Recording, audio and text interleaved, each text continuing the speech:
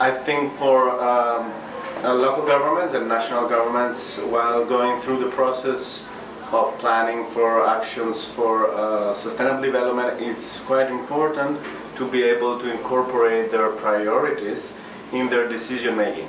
And multiple criteria analysis is a powerful tool to support such a kind of decisions when there is a long list of possible actions, to be able to prioritize and choose those that will deliver most of sustainability benefits.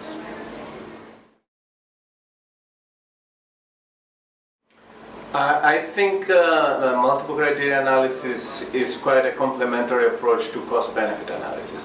Cost-benefit analysis aims really to measure the costs and the benefits of certain projects, but it's not able to measure multiple other benefits that cannot be monetized, like for instance quality of life or other issues, social related issues that cannot be monetized.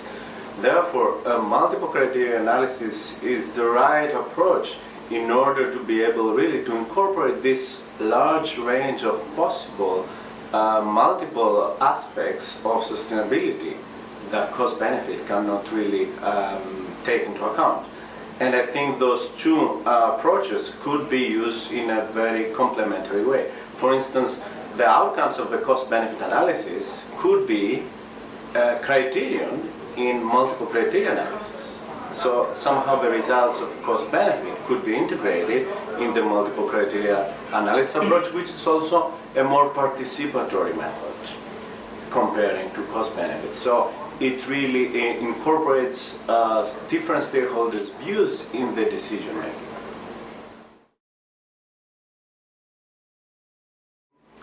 Well, for climate change adaptation, there are certain issues when we decide and prioritize for different actions. So one thing is that climate adaptation is a cross-cutting issue, cuts across different sectors and affects different groups of society, so different stakeholders.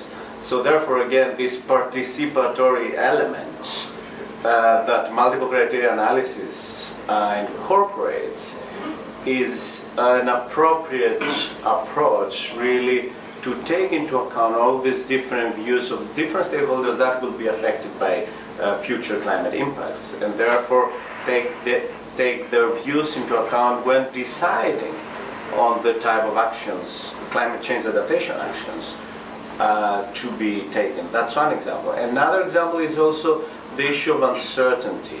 Climate change is and climate change impacts are quite uncertain, so we don't know the exact impact. Therefore, we need a kind of adaptive process, and multiple criteria analysis provides such a kind of adaptive process that, depending on the future impacts and how this will further develop, then based on new information coming in, multiple criteria analysis can be adjusted to the new information coming in. So it's also an adaptive process, which is again appropriate for climate change adaptation planning.